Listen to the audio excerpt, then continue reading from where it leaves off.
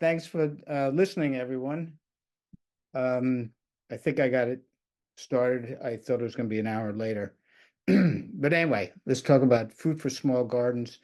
And, traditionally, America's been such a expansive country that gardens here have always been quite large, and fruit trees also were quite large, as you can see from this picture. This is a photo taken about in the early 1900s of a Cortland orchard in New York, and you can see the trees are very big, and these would not be trees for small gardens. But nowadays, we don't have gardens that big. This is a painting by somebody named Adams. I can't see on the slide here. But anyway, it turns out you don't need a very expansive garden to grow fruit. You can squeeze a lot of fruits into a small yard if you plan carefully and grow the appropriate fruits.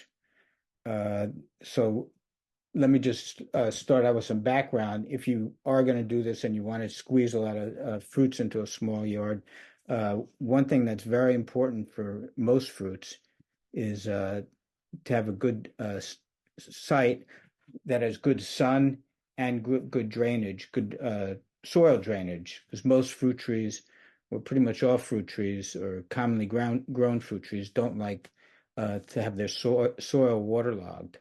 So sun, abundant sunlight, and good drainage are important. Sunlight, full sun is considered optimum, and that would be 6 or more hours of sunlight every day. Anything more than six isn't going to do any better. Less than six, it's suboptimum, which doesn't mean you can't grow fruits, but most fruits would like to have 6 hours. And there are a few fruits that I'll mention that actually tolerate quite a bit of shade. So after choosing a good site or amending a site with a pruners or a chainsaw, and you can improve drainage in the soil also, many ways, which I could discuss if anybody wants to. Um, Plant choice. So first thing with plant choice is obviously if you have a small site, naturally small plants are good, or if they're plants that can be easily maintained as small. So naturally small plants. So here's a photo of a house nearby here, and these are actually two full-size peach trees, and they're genetic dwarf peach trees. They would never grow instead of the trees having, this much space between the nodes from one leaf to the next. It's really compressed, and you can see they're very decorative, and they do bear fruit, and they have some other advantages besides fitting into small gardens. In that, for instance, if you have a late frost, which often threatens peach trees, you can just drape a blanket over it, and you can deal with the frost. I guess you could easily net it for insects, for other creatures. So these are genetic dwarf peach trees. I have to admit that I've never tasted the fruit from genetic dwarf peach trees, and from what I've read and what other people have told me, that their main claim to fame is that uh, they're genetic dwarfs, but for flavor, they're not the best. But that, maybe they've bred better ones. So here's a photo I took back in the 1980s. I visited Dr. Elwin Meter, who a lot of you might have heard of. There's the Meter persimmon, there's a Meter raspberry. So he was a fruit breeder for the University of New Hampshire, and he was also interested in dwarf peaches. And here he is with his test row of dwarf peaches. So I can't remember if I asked him or if he commented on the fruit quality of these peaches. But he was a neat looking guy, so I had took the picture for that mostly.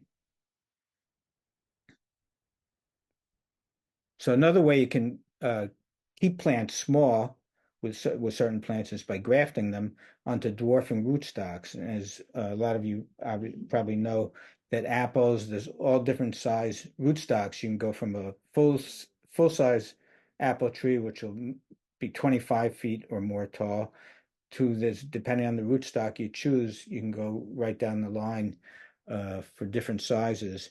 And if you really wanted a small apple tree, you could use the smallest apple rootstock, which is a Malling 27. which I had some trees of, and I grafted one. This was more for fun. This was not for production. So this was a Malling 27 wine sap tree that I guess it was a few years old. And one thing nice about dwarfing rootstocks, they often encourage earlier bearing. And so here, this tree was it was at least 5 years old, maybe 5 to 10 years old, and you could see it can bear all these fruits. One thing about the smaller the plant, there's less stems on which to hang fruit, so you don't get as big a yield, obviously.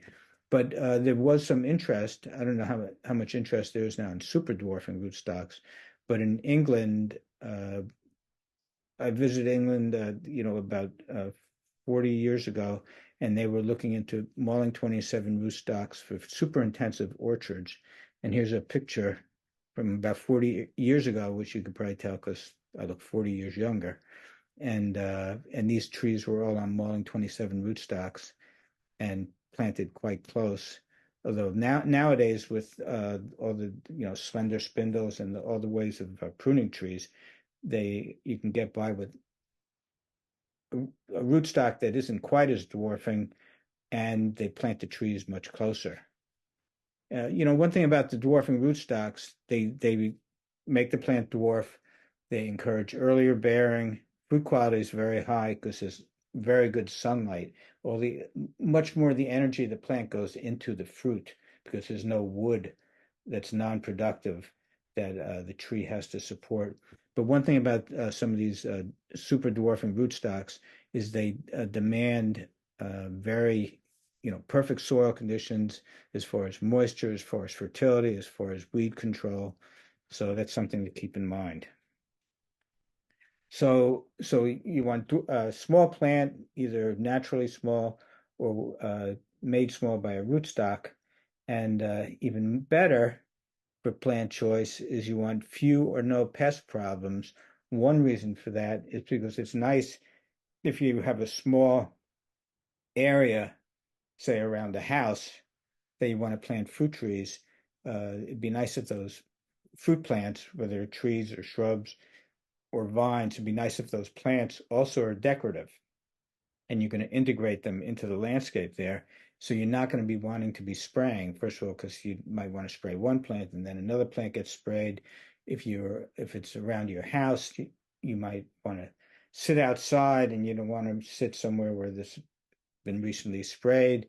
If you have children in the household, you don't want to spray because the children will be playing outside amongst these plants. So few or no pest problems would be the best thing. Obviously, choose fruits that you like to eat, duh, and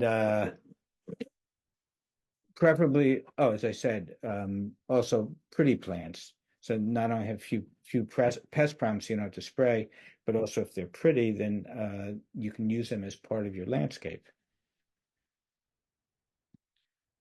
So let me just list a few just to show that there are a number of plants that uh, fulfill these qualities. When you talk about few and no pest problems, that would in the east of east of the Rocky Mountains, pretty much everywhere, this would rule out things like apples, because apples have quite a few pest problems throughout the east, and many other common fruits too. But there are plenty of fruits, and let me just quickly run through some of the fruits that are decorative and you can use in landscapes.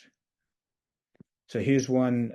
This is a pawpaw tree, and it's quite a beautiful tree. This is a tree I gave my cousin who doesn't particularly like gardening, but does like to reap the rewards of gardening.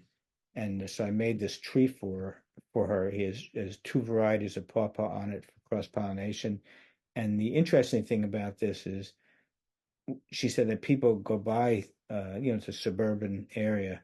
People go by there and they just awe at the beauty of the plant and they don't realize that there's fruits hanging on, and she gets a big crop every year. This is from a ground cover planting that I have in the front of my house, and I'll talk about these plants later. This is a mixture of, this is lingonberry, which is an evergreen ground cover, and and low bush blueberry, which has really nice fall color. So that it's really a nice combination. The plants both spread by underground runners. They're both closely related in the Ericaceae family, so have very specific and very similar, not similar, very specific and the same soil requirements. So they grow really nicely together, and the fruits are nice together too. You got lingonberry fruits, the red berries, and the low bush blueberries. Here's another one that's very decorative, often used or sometimes used as a ornamental plant. I know years ago at the South Sea Seaport in New York City, I was following this bike path and I came across one part of it. They used these plants as decorative plants. This is seaberry, a Hippophyre rhamnoides, and it has this nice olive green foliage, and then in late summer or in fall, you get these orange berries that really jump out among the foliage. And the fruit is quite tart, but it really has a great flavor. It tastes sort of like a very rich orange juice with some pineapple or passion fruit mixed into it. And it's hearty, so it's it has a tropical taste, and it makes a really good juice. Here's another small tree that's very decorative, and this is mostly planted in this country for decoration, not even um, for its fruit. So this is cornelian cherry, Cornus mas, and this used to be a very popular fruit. This popularity of this fruit went back to the ancient Romans and Greeks. They really liked this fruit. And then even up to the late 1800s, it was popular in Europe.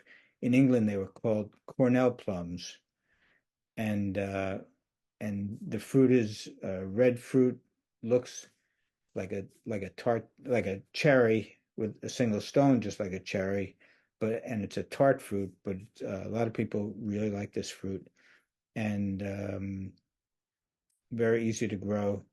And this fruit, the nice thing about this is it in bloom. It's a dogwood relative. It's not a true cherry species, but it blooms super early in the spring. Around here, I'm in zone 5B, I think, and it blooms the first day of spring typically, and it never ever fails to have a crop.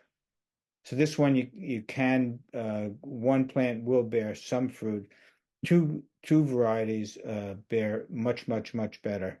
And what I did is I grafted another variety on this tree, and it makes just tons of fruit. And the way I harvest the fruit is I put a umbrella. I have this giant umbrella.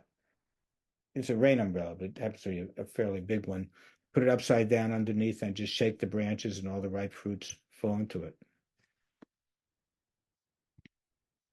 This is a fruit I'll talk about later also. If you're looking for a landscape tree with nice flowers, besides the cornelian cherry, you have this one, medlar.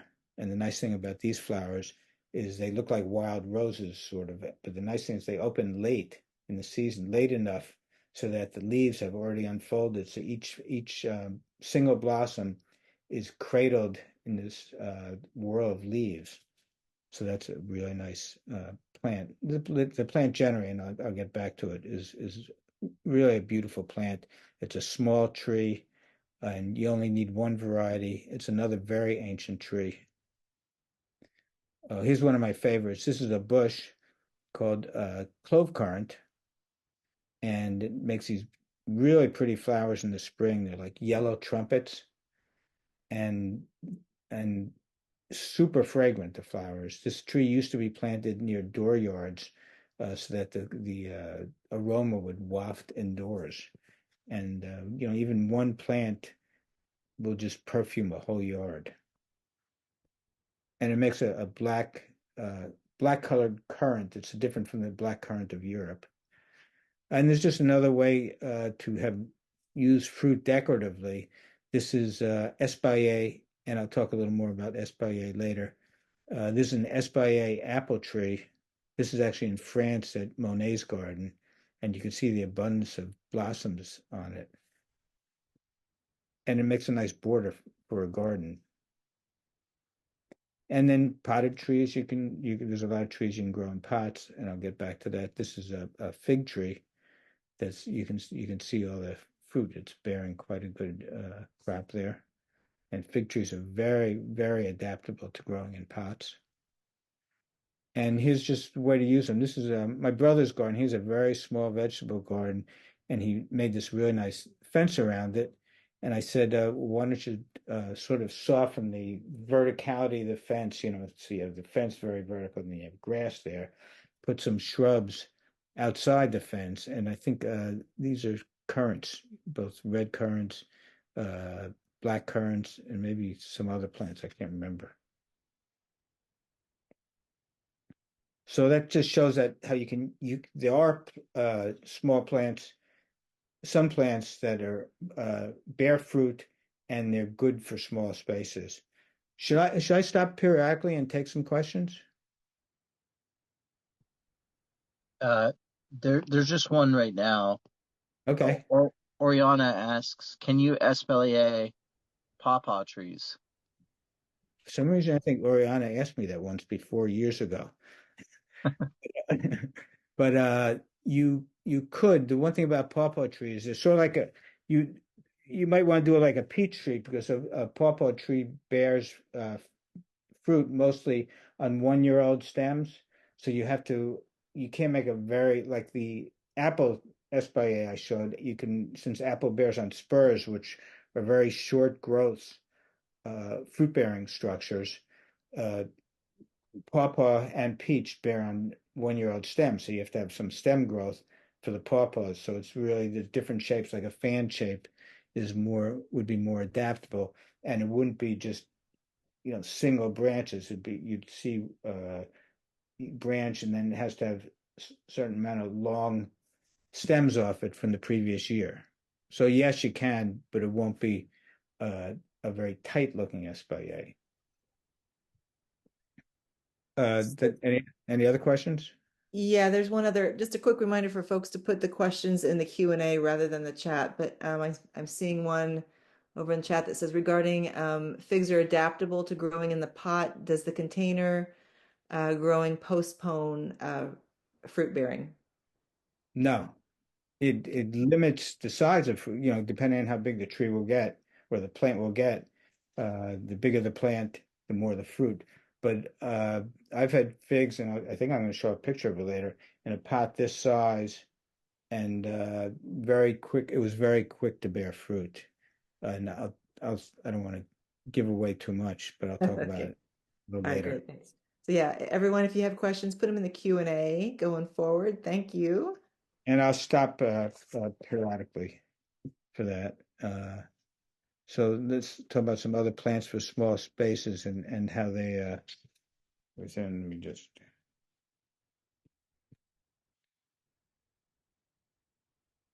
so here's strawberry. I wouldn't say strawberries are super decorative plants, but they surely can be grown in small spaces. And I'm tried to come up with a figure either from my own experience or mostly just from the literature of ideally or an average of how much fruit you can get. So a strawberry, you get about 2 pounds per square foot.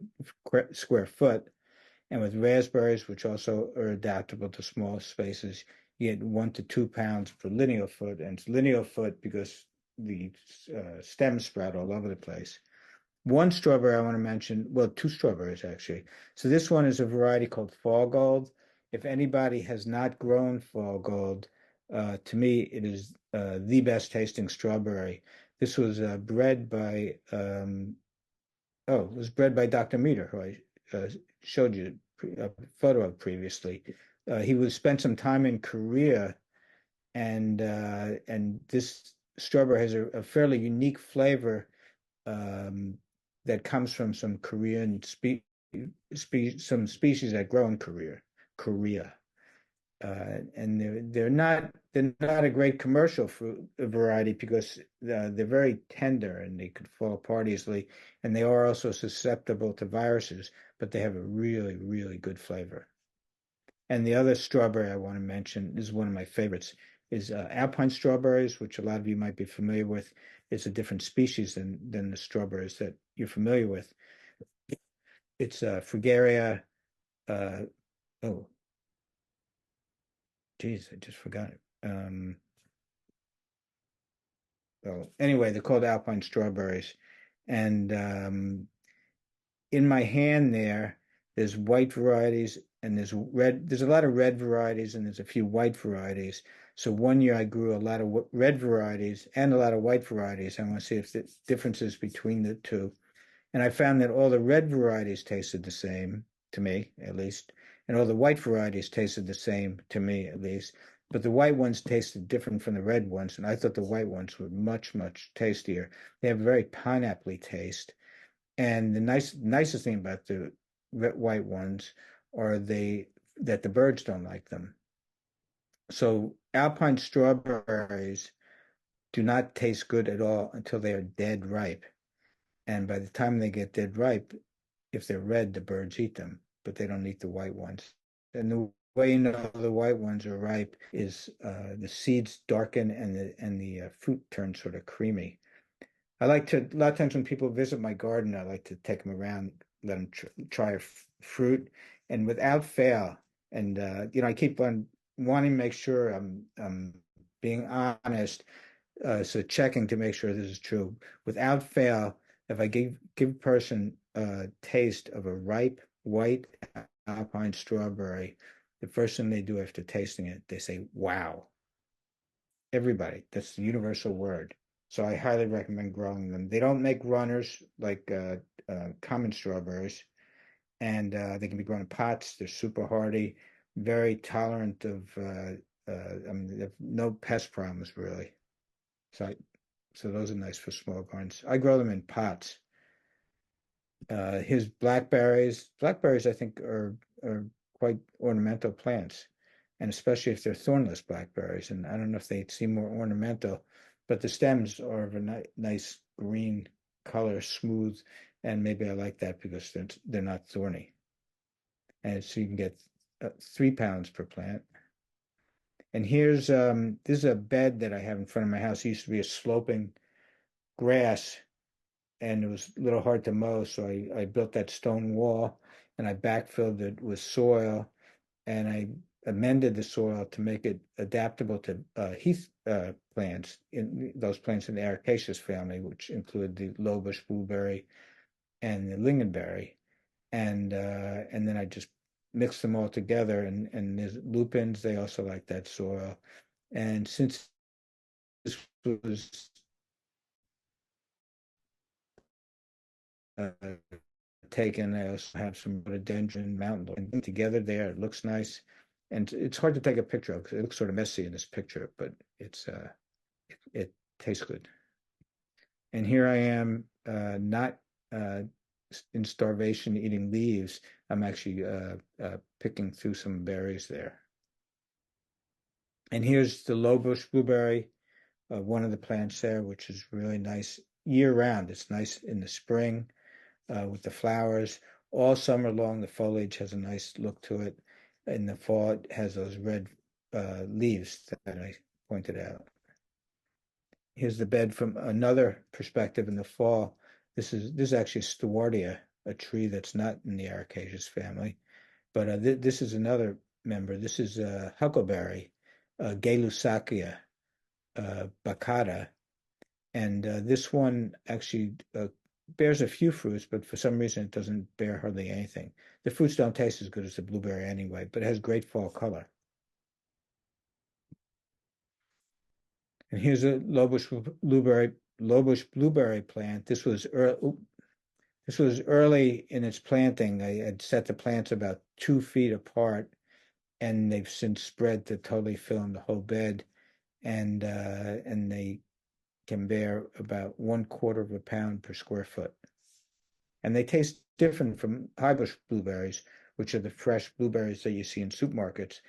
Different, but also great tasting. Blueberries are my favorite fruit. And here's the flowers. Here's lingonberry, which also I consider a great tasting fruit. And it's got these very nice evergreen foliage. It looks this way all winter long. It's often compared with a cranberry because the fruit is not sweet. But I think that's sort of the Thanksgiving cranberry. The fruit is not sweet, but I think that it's a diss of lingonberry because first of all, the plant is much prettier than cranberry. Cranberry is also evergreen, except that the fruits turn a muddy purple in winter, and these stay green like this all winter.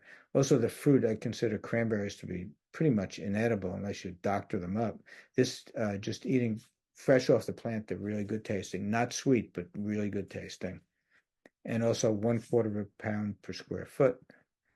Here's the way they look in spring. They actually have two flowering times each summer and two ripening times.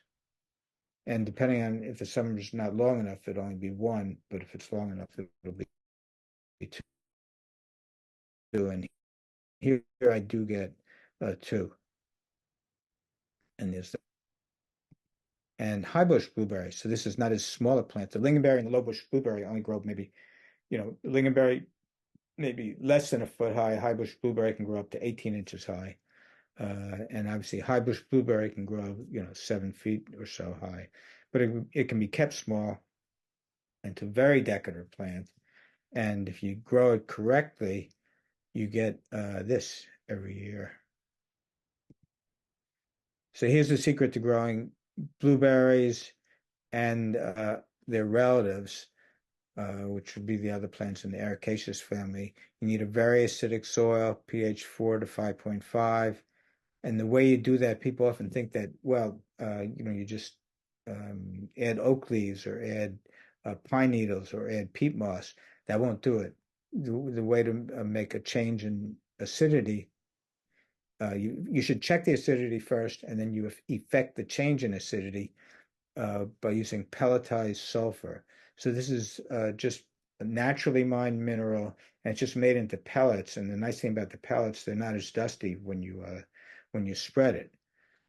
And you need, depending on whether you have a sandy soil or a soil that's higher in clay, this is how much you need: 3/4 of a pound per 100 square feet for one pH change, or 2 pounds per 100 square feet if it's a clay soil.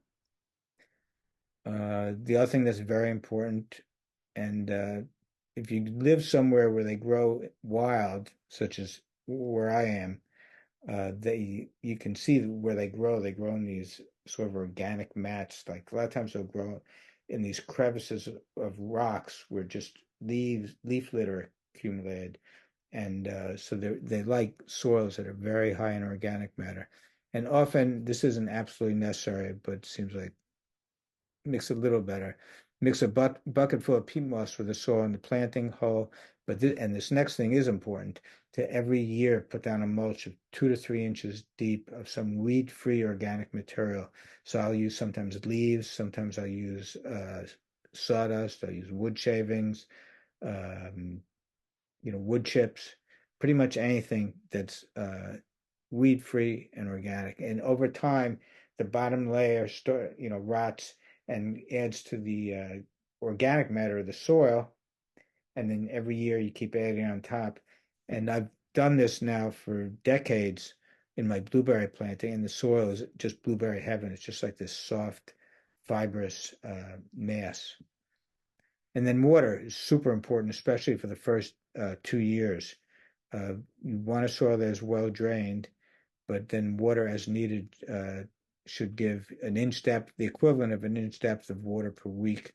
Or you could also translate that to a half a gallon per square foot spread of the roots per week. So as I said, very important the first 2 years. And then they don't like a very rich soil, but they do like, a certain amount of nutrient. And if you're adding all this organic matter every year, pretty much the only thing that they'll need is nitrogen. And one organic way to do that is with soybean meal. If you go to a garden center and you want to feed an acid-loving plant, you can buy Hollytone. There's all sorts of things you can buy. But the nice thing about soybean meal, it does the same thing. What Hollytone does, it adds nitrogen in the form of ammonium, which is what acid-loving plants like. But if you use soybean meal, so the protein in soybean meal breaks down to amino acids. The amino acids break down to nitrogen compounds such as ammonium. So you have ammonium there. And then if it's a very acid soil, like this pH 4 to 5.5, such as blueberries like, the bacteria that convert ammonium to nitrate, the other form of nitrogen in the soil, are not present. So the ammonium just sits there, and that's what they like. And you can use soybean meal also for in regular soils if you need to provide nitrogen, because then it goes on to the nitrate phase. So it goes like protein, amino acids, ammonium, and then if the suitable bacteria present, to nitrate, and it stops at ammonium for in acid soils. If anybody wants a copy of this sheet, I guess you could take a picture of it while you're watching it, or I could email maybe to Chris, and she could send it out, or post it, so it's available. Yeah, thank you. We'll go ahead and do that if you can email that to us. Yeah, I just got to remember. I'll remind you. Thanks. And the other thing important with blueberries, if you really want high quality blueberries, is netting them. A lot of places, the birds will just eat every berry. And even if they don't eat every berry, birds will usually eat the berries they don't care if they don't have to have the dead ripe berries. But if you really want the best blueberries, you should let them hang till they're really thoroughly ripe. And the problem with blueberries, when they first turn blue, they're not really totally ripe. They need another few days to finish ripening. And the way you know that is when you harvest, you just sort of tickle the bunches, and then the ripe ones fall off. But the birds aren't going to wait for that. So I built this. I used to call it a walk-in cage, though that didn't sound very bucolic. So somebody told me I should call it my blueberry temple. So that's my blueberry temple. And you can make it decorative in a lot of different ways. But whatever you do, it's nice. It keeps the birds out. So this is permanent netting on the side, and then it's a sort of a heavy duty plastic, such as used for deer fencing. And then I throw a net over the top just while the berries are ripening. And also, I think a good idea, depending on how many plants you want to put in your landscape, to plant different varieties so you can get a sequence of ripening. So in this planting here, there's 16 plants, and ripening starts towards the end of June and continues into early September, just right through the summer, which is really nice. Here's the way it looks in the fall. Blueberries, as I said, they're ornamental plants. They have really nice fall color. And here it is in winter.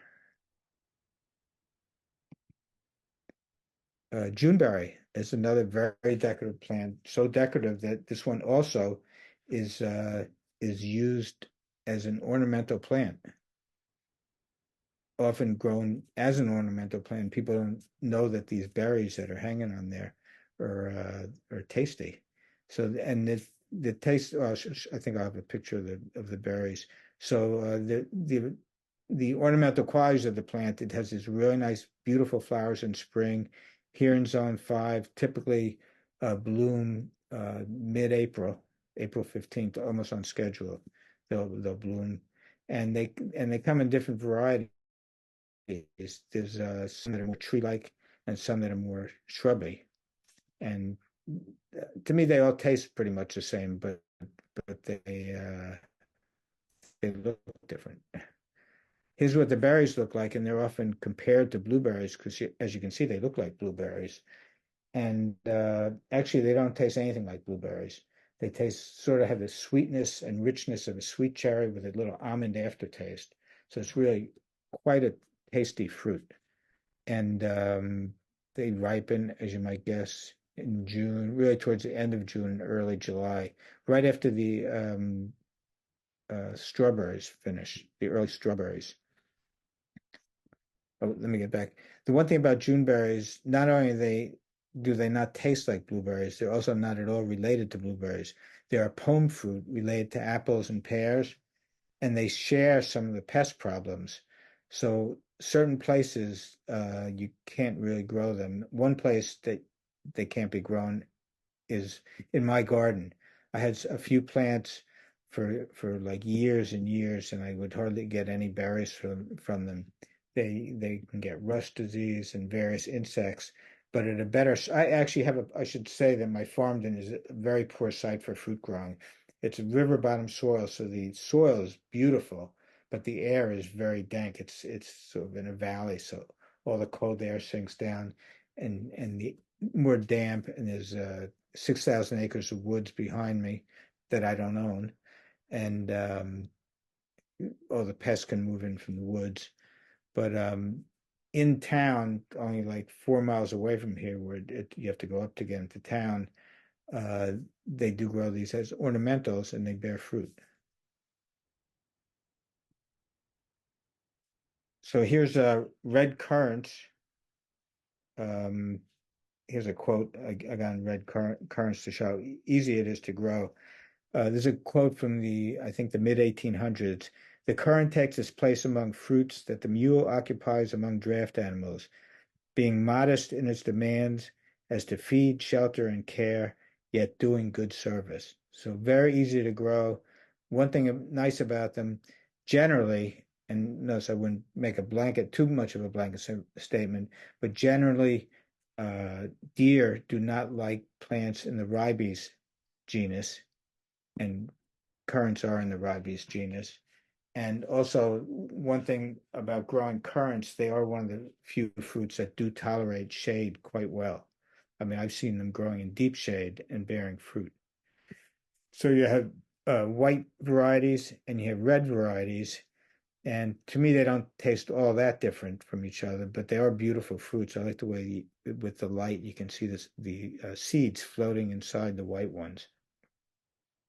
I guess if I had to pick one variety that I really like, it would be this one, which is Primus, Primus.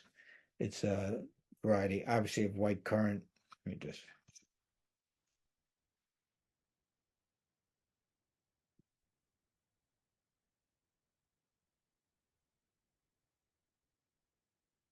And you get 3 to 10 pounds per bush.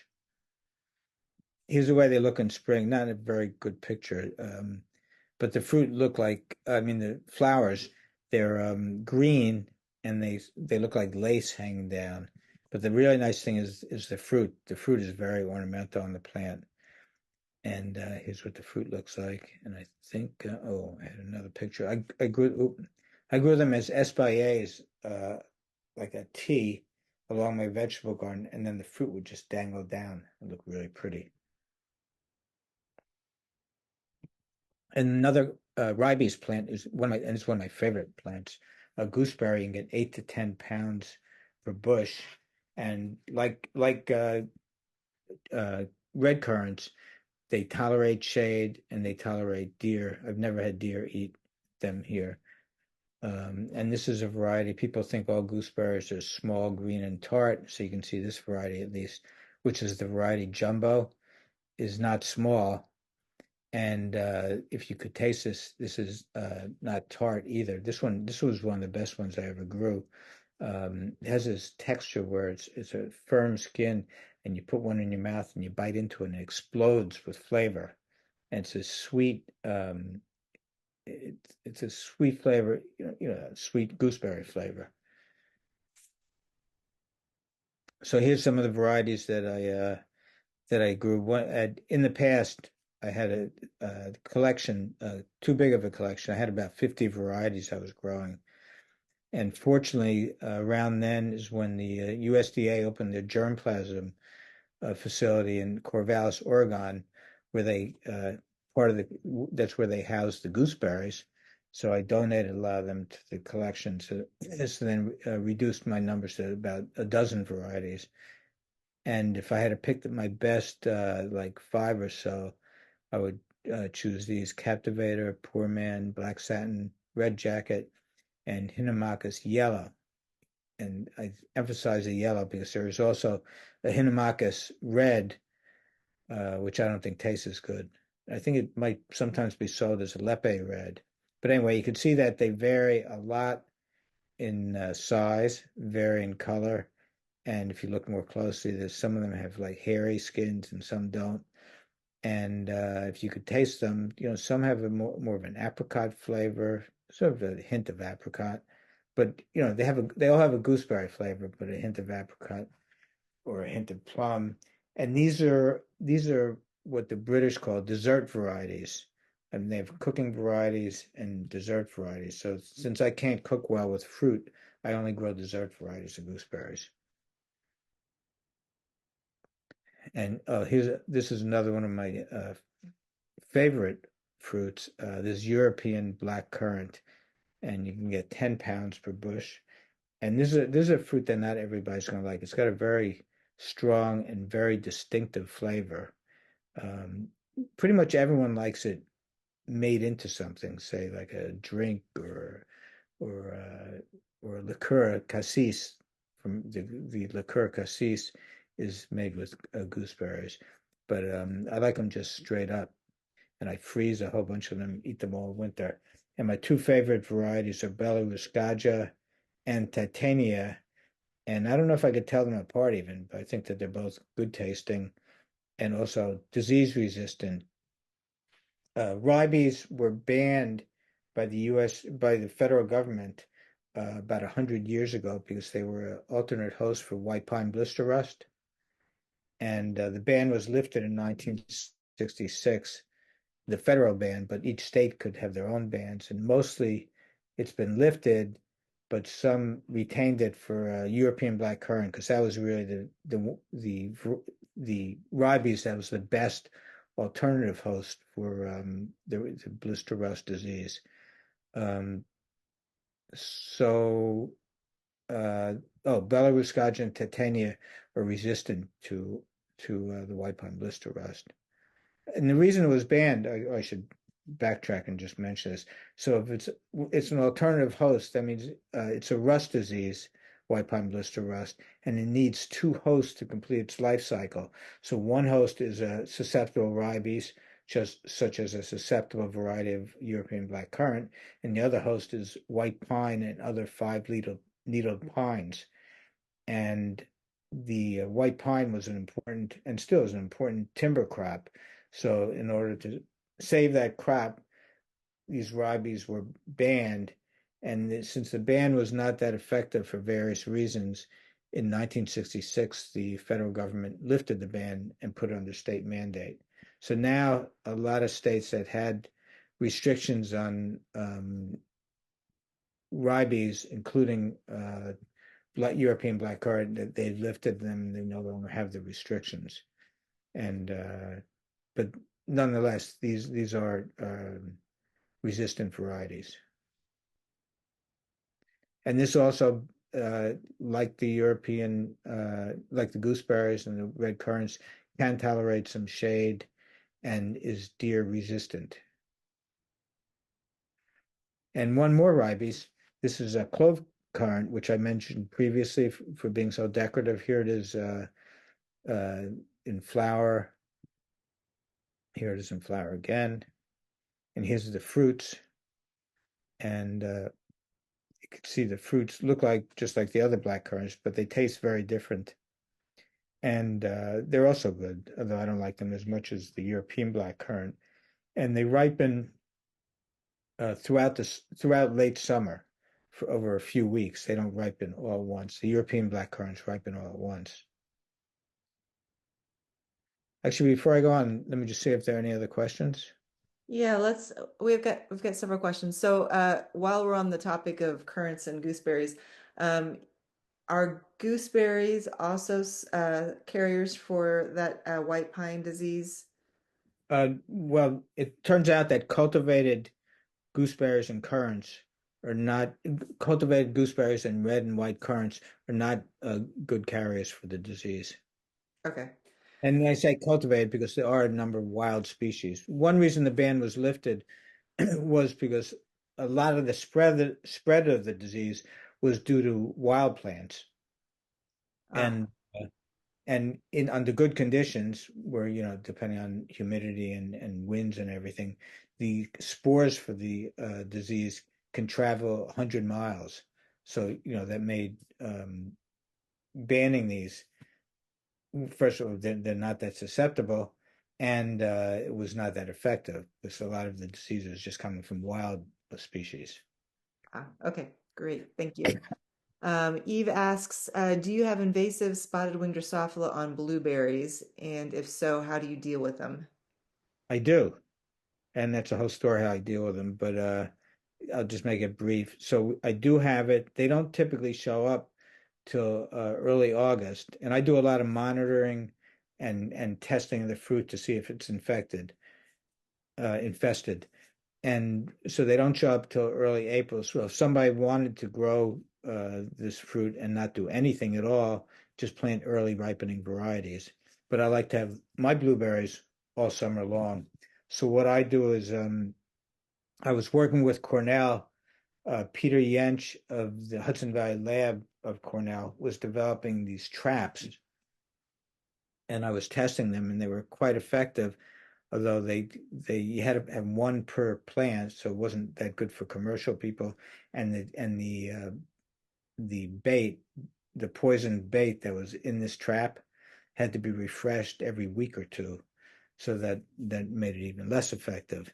So he's no longer with Cornell, unfortunately, and so I started developing a trap myself.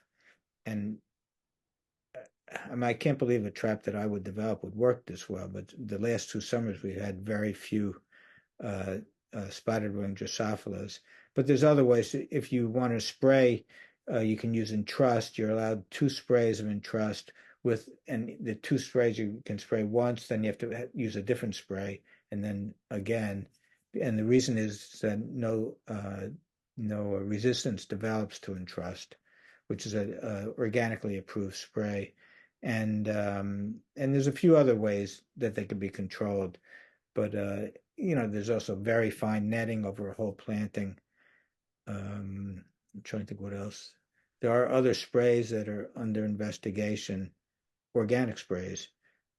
So there's a number of approaches and people. There's a whole consortium of university researchers, and the federal government, and they're looking for predators to help control this. So Okay. it is possible to grow them by doing nothing. There are certain things you can do, and in the future, maybe they'll be controlled naturally. Okay, great. Also on the topic of blueberries, once you get a clay soil to the proper acidity for the blueberries, do you generally have to keep adding sulfur each year, or do you back off a little bit? What's the protocol for that? Right. Well, it depends on your like, say if it's a soil on limestone, you would pretty much have to do it each year. Um, or another way people do is they excavate. If it's a really alkaline soil, you can excavate a hole and big hole, and then fill it with a soil that you put together that is acidic. But even if you did change it, have to change it once, you should just keep an eye on it. You can look at the leaves. If the leaves get interveinal chlorosis, where you can just see the veins stay green, that's a sign of iron deficiency, which is a sign of not insufficient acidity. So then you would keep an eye out for that. You could test the pH every year or two. And the other thing is all that organic matter I said that I keep adding every year. Uh-huh. Organic matter buffers a pH. So pH does not become, that important, like the exact number. And I actually have not tested the pH of my soil for a number of years. Uh-huh. Plants look totally healthy. Ah, So I think that goes a long way. great. Let's see. Somebody asks, are there thornless gooseberries? And if so, how do they taste? Well, one of my favorite varieties, which is Captivator, is a thornless one. It's pretty much thornless and has a great taste. If I had to grow one, which I hope I don't ever have to grow just one variety, but it might be Captivator. Oh, cool. All right. And then are clove currants native to the US? Yes, they're native and they're super tough plant. They can take any amount of drought, heat, cold, and one reason that could highlight that is because they're native from Texas to Minnesota. Ah, okay. for those of you that live in the Midwest, and I have lived in the upper Midwest in Madison, Wisconsin, it's grueling winters and grueling summers, Hmm. Okay. and Clove Current does fine there. And then two quick questions going back a little bit earlier. I think you were mentioning two strawberries. There was the Alpine strawberry, and then there's one right before that. And somebody asked, how do you spell the name of that strawberry? I want to say it was something like Fall Gold, maybe? Oh yeah, that was a raspberry, Oh, raspberry. Okay. and it was Fall Gold, Okay. Fallgold. And then what were the strawberries that you were showing? Alpine. I still can't remember the name of it. Uh, Actually, just hang on for 1 second. Okay. I'll consult the book.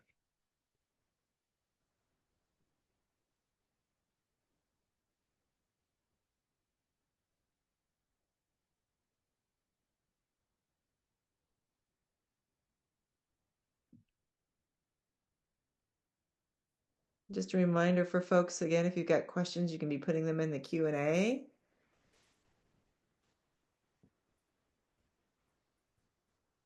I don't know about you all, but I'm finding lots of fruits that I would love to add to my little area. Oh, geez. Of course, Fragaria vesca, Vesca. Besca, B-E-S-C-A. No, Okay. Vesca. Oh, V-E. Okay. And Fragaria vesca is a species that grows throughout the northern hemisphere. But alpine strawberries are one variant of Fragaria vesca that does not make runners, Okay. and they taste, those white alpine strawberries I'm talking about. You can know that they're ripe also because if you're within 3 feet of a plant or maybe 5 feet, the whole you can really just smell them, and it's Ah, delectable smell. I nice. highly recommend it. Okay. And then before you were talking about the strawberries and raspberries, uh, there was a plant that had trumpet-shaped flowers. Oh, Uh, that was this clove okay. currant. The clove currant. Okay. It was the same as there they are again and again. Okay. All right. I think we've got all those questions answered. So if you'd like to move on. Okay, so I'm going to go on to a vine, Okay.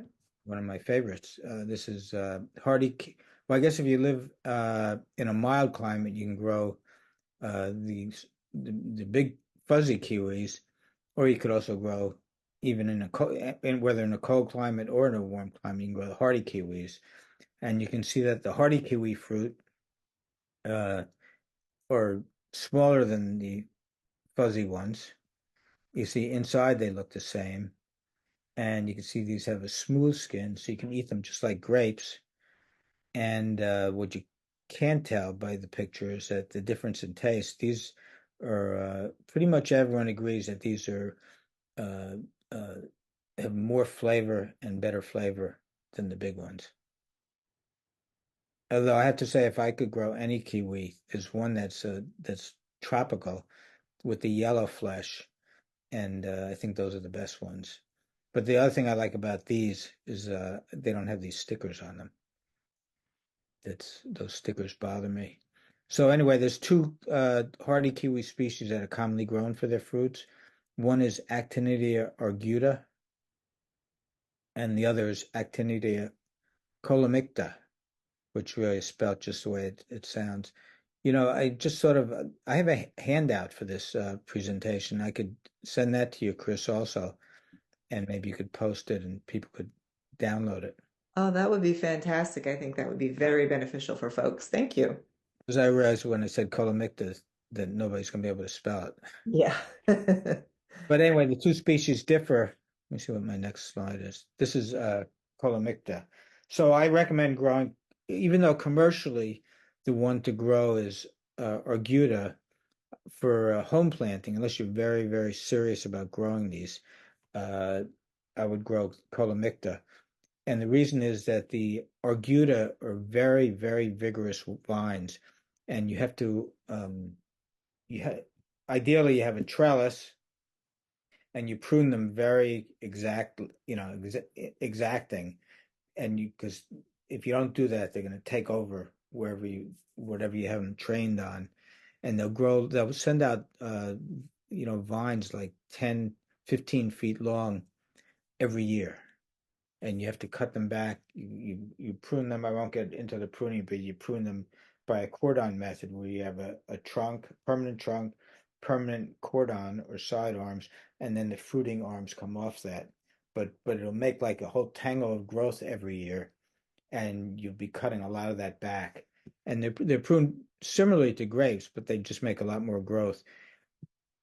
But the nice thing about Actinidia colomicta is it's much, much less vigorous than the Argutas, and also it bears much more quickly. The Argutas take about 8 years or more to bear their first fruits. These I've taken cuttings this big, and sometimes they start to grow and there's fruit on them. So I recommend that. And also the Argutas, both plants are very, very pretty.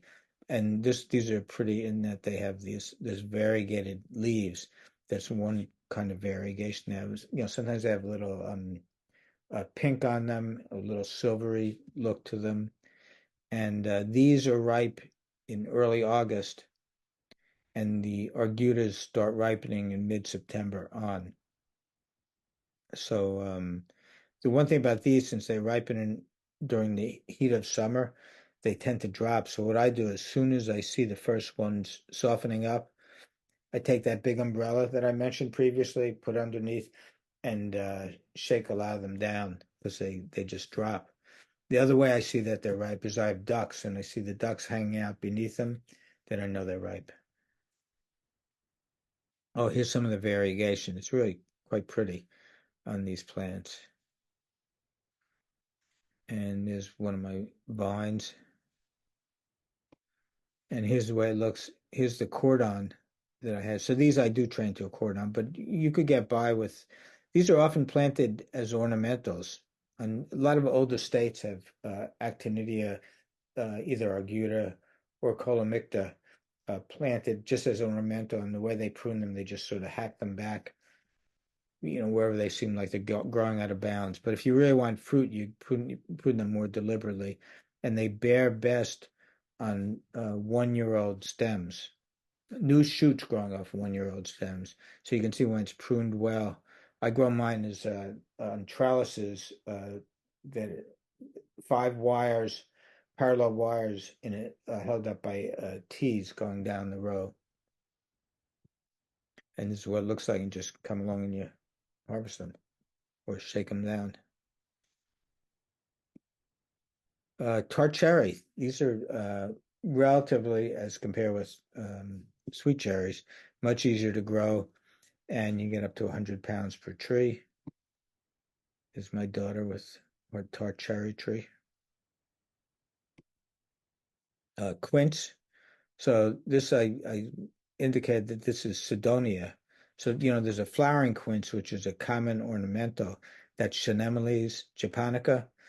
And that does bear fruits, not that many, but often they're hard to see because they're buried inside and they're dark. And those are take a lot of sweetening and a lot of heat to make them edible. Whereas these, you just cook them a little and they become good tasting. And so this is a nice small tree. It does not need cross pollination. Nice flowers in the spring, and can be maintained really small. So these are quince trees at the Cloisters Garden, which is a reproduction of a medieval garden and a medieval castle in Manhattan. And these trees have been here for ages, and they're really pretty. And the fruit look like sort of a red, golden delicious apple on steroids, and they're tasty.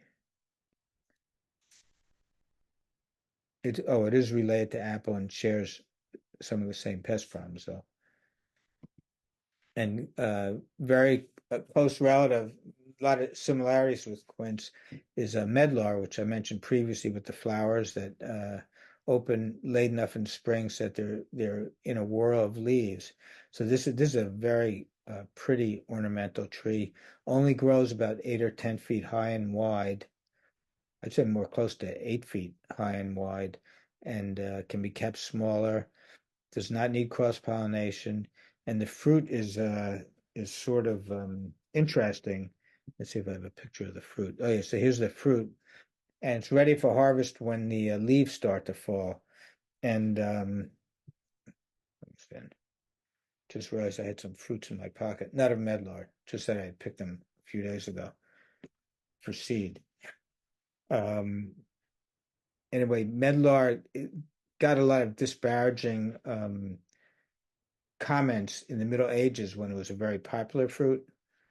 Um, it was called, and a writer of about 100 years ago called it a crabby looking brownish green truncated little spheroid of unsympathetic appearance. So I disagree. I like the way it looks. It has a nice old-fashioned look. And the interesting thing about it is when you just harvest it. So when the leaves fall, you harvest the fruit, you put them on a shelf in a cool room, and then when they're first harvested, the interior of the fruit's white and hard, and what the fruit has to do is it has to blet. It's BLET, which means soften and ripen, and it does that over the course of a couple of weeks or so, depending on the ripeness and the temperature of the room. And it could be refrigerated to make it blet more slowly. And then when it's fully bletted, oh, so this would be in the fall. I think it looks really pretty. And this is the way it looks when it's all bletted. So this is not something that's going to appeal to most people walking down a supermarket aisle, a ripe medlar fruit, but it is really, really good tasting. It tastes like very rich sort of apple sauce with some winey overtones in it, or apple butter, somewhere along that. It's related to apple too, but that's the way it looks. And easy to grow, does not need much pruning. I'm wondering if anybody out there grows it, and if you do, speak up because I have a question for you. But anyway, I'll move on. So I said you can grow if you have a small property. You can even a balcony. You can grow some fruits in pots. And one fruit you can grow in pots, or what are so-called columnar apples. These are genetic creations. I mean, they're genetically small apple trees, and one reason they're small is because their fruit, they bear a lot of fruit. They have a lot of spurs. So these are really good for if you're going to espalier also. So, and you can see the fruits, when you have a lot of fruit, this cuts down growth of a plant. So these do make a lot of fruits. Once again, I have not heard great things said about the taste of these genetic dwarf apples, but they are decorative and you can grow them in pots. And I have grown years ago. Years ago, I grew this was a Marling 9, which is a very dwarfing rootstock of apple. And I grafted, I can't remember what variety was on it. So I grafted a variety, and you could see how small the tree is and how it's bearing lots of flowers. And this is sort of fun to do because, well, it's fun and interesting way to grow it. So, if there's a late frost threatening, you could just bring this inside or put it in the garage just for that frosty night. So that's one reason to grow it in a pot. Another way is if you have a dinner party and you want to impress your dinner guests, you just bring the pot with ripe fruit right to the table, and they could pick a dead ripe apple or other fruit. And yeah, it's just a fun way to grow it. Oh, here's a peach tree I had in the pot that I put in the garage on a frosty night. And I know this guy Louis, also called Louis the 14th, who had a lot of trees in pots. And of course, this is Versailles, and he has all these potted pomegranates and citrus and other plants. But he had a whole room built, orangerie, a wing built, for his potted plants. And one thing about potted plants is water. You have to water them religiously through the summer. And the way I have this set up with a drip system, here's a main line, and then these little drip tubes go into each plant, and I have it set with a timer that just a battery operated timer attached to the spigot, and they get just watered. What I do is I make a well drained soil so that they don't get waterlogged, but then I have the water go on once a day, so they get watered every day, but the water doesn't sit there, so it works out nicely. I guess I could also make a heavier mix and have it be watered less frequently. And one thing about growing fruit trees in pots, you do have to repot them every once in a while.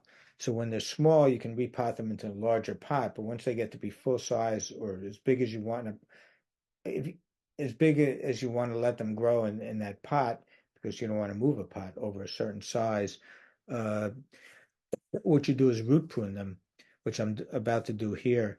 And you root prune them so that you can make space for new soil to grow, and the new soil will have nutrients in it and also leave room for the roots to grow. So here I am. First, I take the plant out of the pot. Now I just take a knife and just, I know it looks brutal, but I saw maybe an inch or two of soil, of potting soil all around. And sometimes if it's really hard to cut, I take a Sawzall with a metal cutting blade and I just buzz down.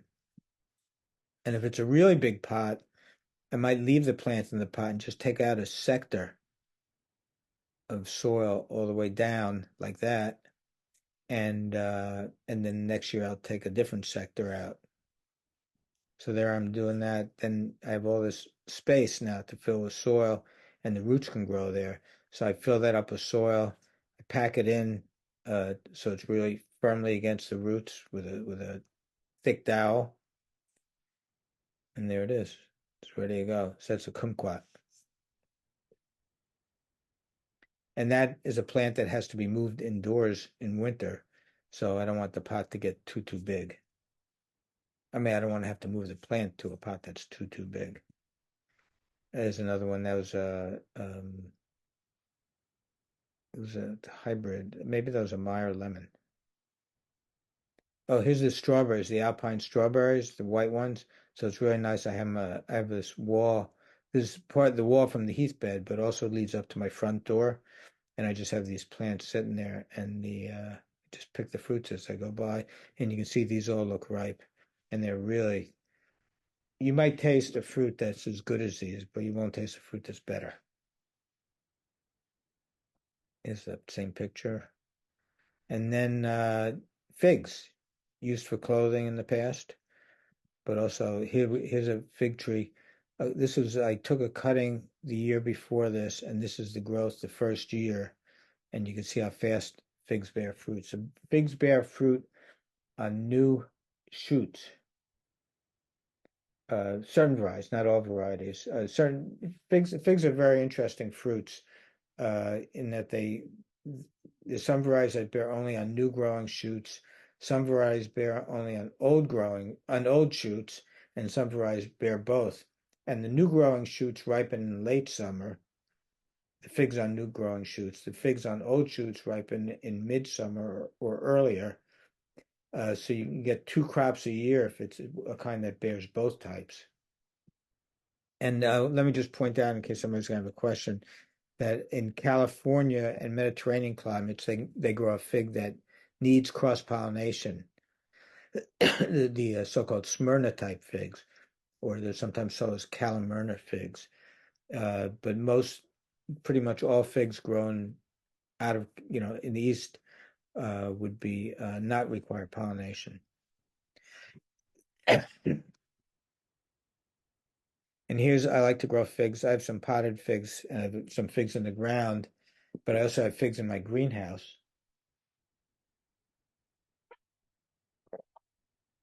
And here's a fig tree that I've had in the greenhouse for many years. I guess this one's now about not in this picture, but it's now about 15 years old. And the nice thing about figs, so this is a variety that bears can bear really well on new shoots. So every year, so this is permanent, these cross arms, and this trunk is permanent. But every year, these are new shoots that grow. That's 1 year's growth, and you could see figs growing pretty much. They'll grow in in the axil of each leaf, and they start ripening from the bottom up. And the nice thing about this is in the winter, I use the greenhouse for growing salad stuff, and I don't want any shading from this. Well, first of all, the figs are subtropical plants, so they can lose their leaves in winter. So these drop their leaves, and the greenhouse has cool temperatures in the fall. In the winter, the temperature can go down into the 30s. So what I do is prune this espalier. It's very easy. I cut all these stems right down to to the arms, and I might have a picture of that. No, there's an outdoor fig I was trying it on, not successfully so far. I guess I don't have it, but anyway, I cut everything down, so all that's left is, is a T shape, and so it's really easy. So and I'm about to do it probably within a few weeks or a couple weeks on my figs now. And so it's really easy. You cut it down, let them grow, and make sure that there aren't too many shoots. Make sure they're far enough apart and just ones that are growing up. And then the figs start ripening from the bottom up. I mean, right now it's been warm here, and still have figs ripening this high up. I mean, I picked about 6 figs today, so that works really well. And here's one I figured I'd try the same thing at ground level, but then I cover this whole thing for winter. But I have to work on the best covering. And there's two varieties that I grow. Strawberry guava, another another another tropical fruit. This bore really quickly, and here's the fruit. Unfortunately, I decided I didn't really like the fruit, so I gave it away. And let me just close with Espaye, which is training fruits to sort of a very organized looking two-dimensional form. So it could be three-dimensional also. And here's a picture of an Espaye I took in this really unbelievably beautiful, well-kept garden in France. And you could see the thing I want to point out on Espalier is there's two things. One is the tracery of the branches. You have the shape of the branches. And a lot of people don't realize this. That's only one part of the Espalier. But if you want a really nice Espalier, it's also important to have the it look organized like this during the growing season. So a lot of people do this and then they grow, say, a pear tree. These are pear trees, and they just make all these long shoots, and then it's sort of like a porcupine. It doesn't look like an espalier. There's no ordered look to it, and the way that's done is by pruning multiple times during the summer and very carefully, and then so that all these fruits are formed and flowers very close to these stems. So it looks sort of like that one I showed in Monet's garden, where it's very tight looking. And most espaliers you see in this country don't have that tight look. Um, one reason being it's espalier was developed in Northern Europe, and in Northern Europe the conditions in the past at least were very different from continental USA. It's you have more here you have much greater swings in temperature, rainfall. So I've tried a lot of the techniques for growing espalier, very detailed techniques of when you prune and everything. And sometimes it works here and sometimes it doesn't. So I decided I don't have to give up on espalier, but if you do want to do espalier here, the important thing is choose the right plants. So espalier here, except if maybe if you're in the Pacific Northwest, The plants to choose would be Asian pears because they bear really quickly on very tight spurs, and you can just prune them through the growing season just for looks almost, and they'll make a nice espalier. Or if you grow those columnar apples, you can do the espalier with those too. So grow spur type apples on dwarfing rootstocks or Asian pears, and you can do an espalier. So there's an Asian pear. There's my espalier. It's not as organized looking, but I have an excuse for that. This used to be a place where deer prowled around a lot, and I had my design all set, and then the deer started chewing some branches and messed it up. So I could have cut it down and started again, but I was getting all this fruit, so I didn't do it. So it's espalier-ish. This is, I mentioned previously, I had my red currant espalier, and this was against my garden fence, and it looks really nice. Main problem with this espalier is you can't eat the fruit because then you ruin the whole picture because the fruit, it looks nice with the fruit dangling down. And this is in Washington State University at the Mount Vernon Research Station.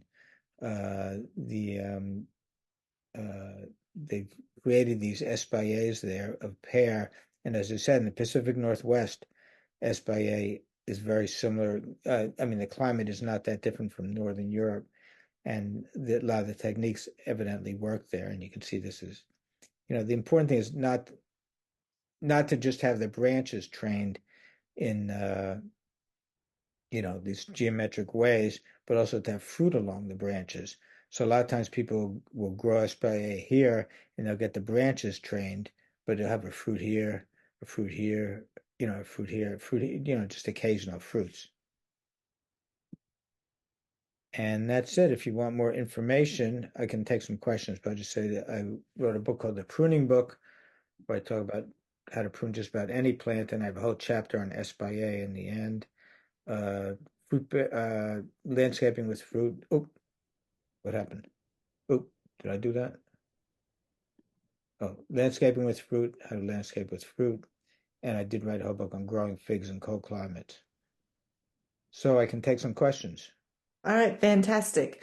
So we'll start from the most recent slides and kind of work our way back. Okay. Matthew asked, what are the flowering plants below your Asian pear espalier? Oh, those are my favorites. One of my favorites. Those are Crown Imperial, Fritillaria imperialis. Okay. It's a bulb. It's a large bulb that actually I learned how to propagate them. They're very expensive, the bulbs. They cost $10 to $20 each. But I learned how to propagate them. I found they're real easy to propagate, and I have them all over the place now. Oh, wow. All right. George asks, are there any good books or videos for the espalier system? Oh, one very good book is my book. Yeah, I do think in my book the final chapter goes into espalier as detailed as any book would. I mean, I've read a lot about espalier and a lot of books from Europe, but they just don't apply here. So is this the pruning book? Yeah. Okay. All right. George also asks, just for clarification, the first fig espalier that you had in the greenhouse, um, he asks full time. I'm assuming he's Oh, asking. it's in the well, maybe it's in the ground. It's not a Yeah. potted it's moved in and out. So I have four fig trees. I have a lot of potted figs, but I have four fig trees in the ground, and the oldest one's over 20 years old now and has a trunk about 8 inches in diameter. And the one in the photo now has a trunk maybe like 5 or 6 inches in diameter. So it's been there 15 years. And I'm curious, are you even those ones that are in the ground in the greenhouse, are you covering them with straw or anything once you've pruned them back for the winter? That is another way to do it if say it was a hoop house that wasn't heated, but my Uh-huh. group is heated in winter, Oh, okay. and I only let the temperature drop to 37 degrees. Okay. All right. And then George also asks, why was the outdoor fig espalier not a success? Was it just too cold? Well, the first year I did it, the mice ate the stem, and the second year, um, it just yeah, I don't know if it was cold. Yeah, they didn't survive for various reasons, but Okay. I had them pretty well covered. I think what I would do next time is or I am going to do, is train it so that the horizontal arm is actually below ground level, and then Ah, so still above ground level. I think, if the deeper you go in the ground, if I could put it like even that much below the ground, and then throw a covering over it, like a uh-huh. plywood, and then just throw some leaves on top, that would do a lot more. Okay, cool. Sean asks, what are your feelings about oblique cordon apples? And also, what's the largest rootstock you would go with? G214, M9, B9. I, if I was going to do oblique cordon, if they're going to be planted, I have a picture at that research station where I took the picture of those dwarf Mulling 27s. I have Mhm. a nice photo of the cordons. Cordon apples planted, I think about 18 or 20, 18 or 24 inches apart, or cordon. I would definitely use Mulling. Well, I happen to like Mulling 9. I know a lot of people prefer some of the other ones, but any very dwarfing rootstock. Okay. Because you want them to start bearing, and the whole reason they're oblique is because also that makes them more fruitful also. Okay. Mike just comments, he has good growth from grafting medlar on hawthorn. And then Barbara asks, are there good varieties of medlar that you would recommend? There are I know the ones there's some larger varieties. I should say that the reason I asked if anybody else grows medlar is because I was successful for years and years, and then all of a sudden I have this pest problem. It might be a rust disease, but the inside of my fruits, a lot of them are just sort of rusty brown and dry. Mm, And so I really haven't, and I have some of the other varieties, but I haven't really had good crops of all of them enough to really test them. But I guess if I was going to plant them, and there's a variety called monstrueuse, which means monster, I would go for the biggest ones. okay. George asks, do you need to top columnar apples? Columnar, column Uh, apple. yeah, columnar apples. Yeah. Eventually you do, because they'll just get too tall. Yeah. Okay. Robert asks, varieties of tart cherries that you would recommend. Are these the same as bush cherries like Juliet? No, they're different species. The Okay. the part cherry that I've always heard, and actually I did have good luck with them myself, was North Star. But if you're going to talk about bush cherries, I don't know why I didn't have it in here. But my favorite is Nanking bush cherry. Okay. Very reliable, and I've grown this in four different states, all seedlings because there's no name varieties, but they all taste good. And the only criticism I have of them is that the fruit is, maybe a half or 5/8 inch in diameter, and it's really pressed to the stems, so it makes pressed to the plant stems. And when you pick it, the fruit stem stays comes off the fruit, so it's a little hard to pick. Uh, Kids really like the fruit, and they're really patient, picking each one. But I like to Uh-huh. just want to strip them. But they have a really nice taste. It's somewhere between that of a tart cherry and a sweet cherry. And I've squeezed them sometimes for juice. Uh-huh. Unbelievable. Just, not sweetened, not diluted or anything, just straight up. Okay. Let's see. Melissa asks, any opinion on aronia berries? Yeah. I don't people seeing them because they're really pretty and edible. Okay. Yeah, I guess the plants look nice. Yeah. Elaine asks, do you have a good method for propagating high bush blueberry? Well, I have grown them for cuttings. I actually did my doctor work on blueberries. And for that, I had have a certain number of plants for my experiments, and I had to root, I think like a few hundred cuttings, and they had to root because if they didn't root, then I would have been set back for another year. But I did have really good facilities because I was working at the USDA at the time, but Mhm. they are commonly propagated by rooting. Okay. And I think we had, let's see. Oops, I just lost it. One And more question. I'll just say, depending on the setup you have, you can actually take hardwood or softwood cuttings. And the other thing, the easiest method, but it doesn't make for great increases, if you have a plant, certain varieties, any bush sends out, the reason they're a bush is because they send out new shoots in ground level, and certain varieties tend to spread a little more. And I have some varieties that they'll send out a new shoot maybe this far from the mother plant or even further. And Mhm. you just have to be very patient because it takes a long time for them to root because they're still attached to the mother plant. And but eventually, there'll be a few roots and you can cut them off and pot them up. Okay, cool. And one last question. George asks, is your greenhouse convertible? Not exactly sure what he means by that. What's the percentage of shade? Oh, maybe that's what it may be the shade issue. He's under the impression that fig is a full sun plant, at least Yeah. 6 hours of indirect sun. Well, that's interesting because by convertible, I thought maybe you were asking, if it's one of these movable greenhouses where you take it moves, so then it's outside in the summer and then you move it back on. Mhm. It's not convertible if that's what you meant. But yes, they do like a lot of sun.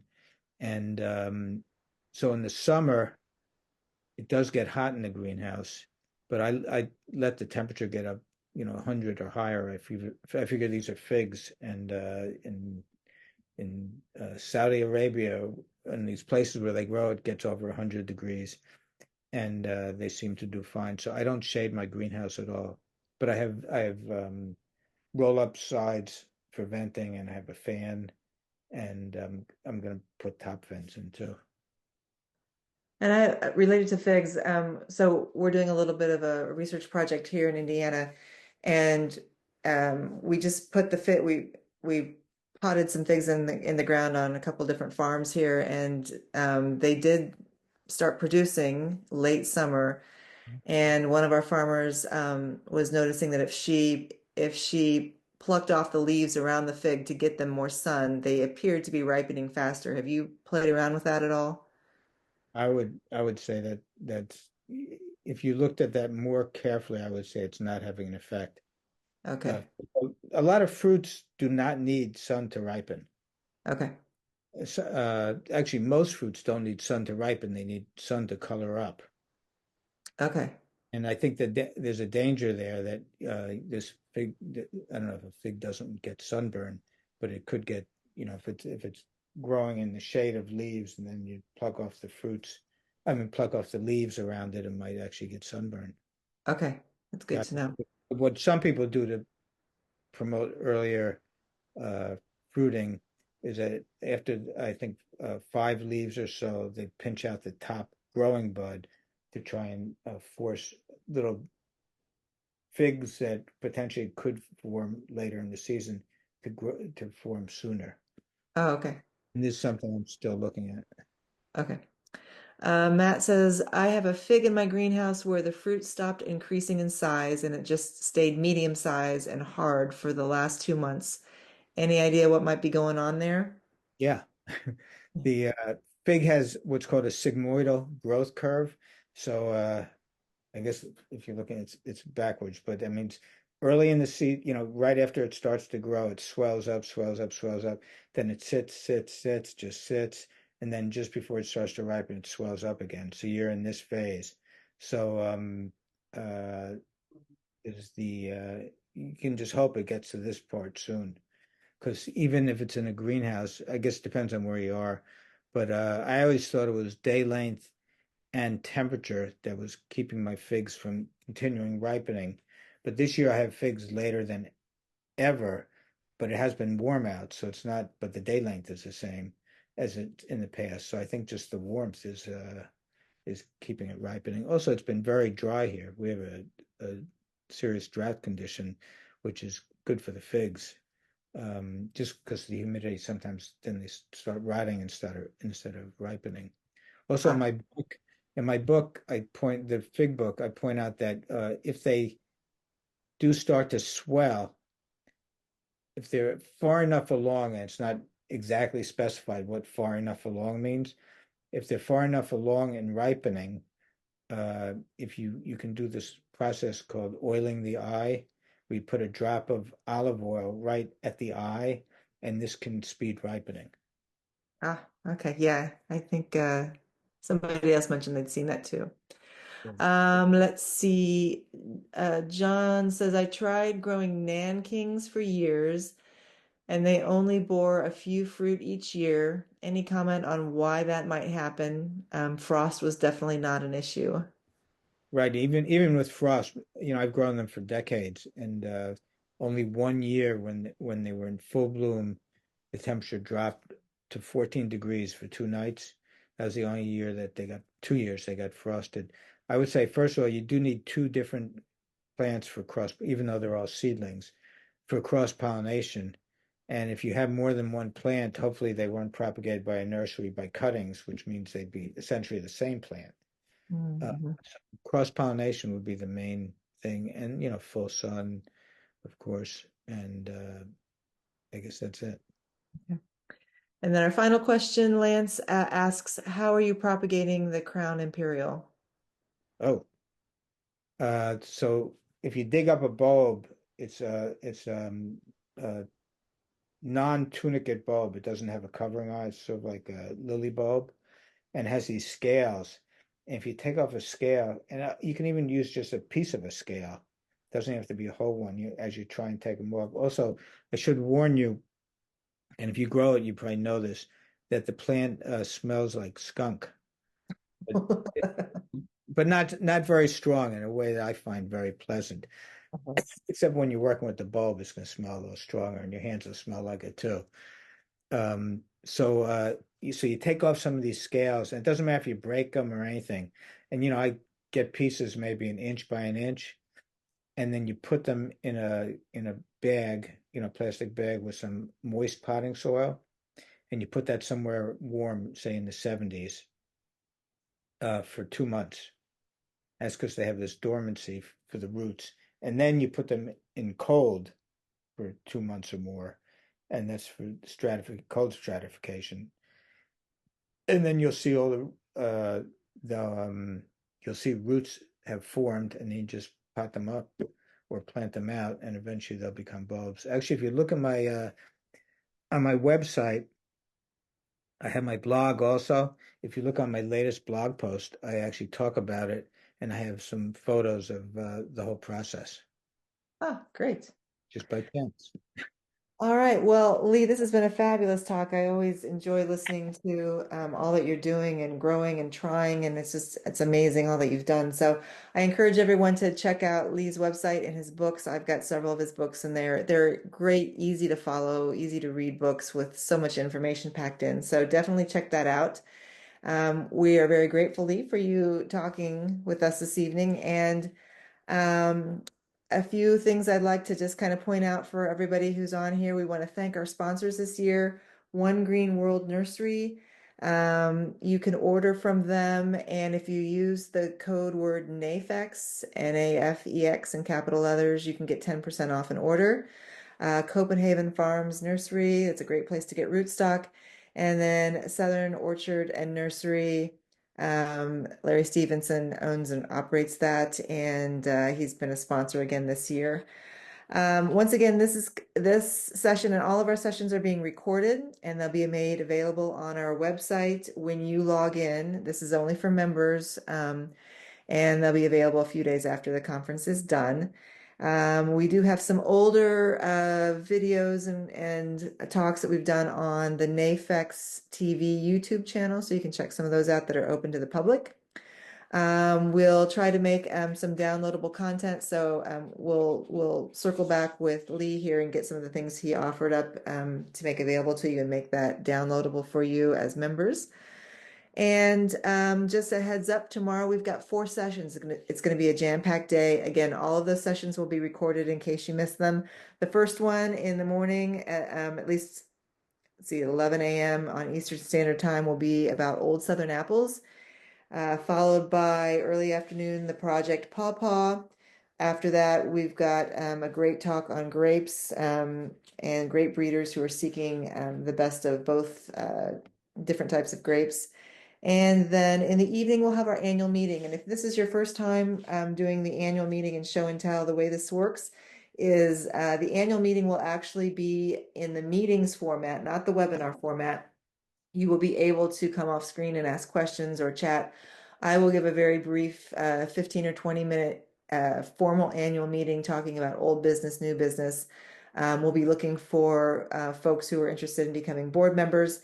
And then we follow that up by an open show and tell. So if you've got a cool fruit you want to show us, or some apple cider you've made, or whatever you have, you can come on screen and you can show us what you're drinking, what you've made, or you can ask questions. But it's just a nice kind of casual evening for a little bit of show and tell. Pre-COVID, we used to do this in person and it was really fun. We would do it for a couple hours in the evening, and lots of people would bring things to sample. We can't sample virtually, but we can at least see what you've got. So don't hesitate to bring some things to show us for show and tell. And then, of course, on Saturday, we've got 2 sessions that we'll be highlighting, I believe in the early and late afternoon. You'll be getting links for sessions, for Friday sessions on Friday morning, and then Saturday we'll send you the sessions for those session links on Saturday morning. All right. So I think with that, we will close it out. We had a great day today. You are welcome to send any questions you might have, or if there's something you missed, I'm sure I can maybe try and redirect you to Lee, or just check out his website. You can reach him through leereich.com. I'm sure he's got a contact page there. All right. All right. So everyone, thank you very much. Thank you, Lee. And you guys have a great evening, and we'll see many of you tomorrow. Okay, thanks for inviting me. It was great. You're welcome. It's Good always a night, pleasure. all. All right. Bye.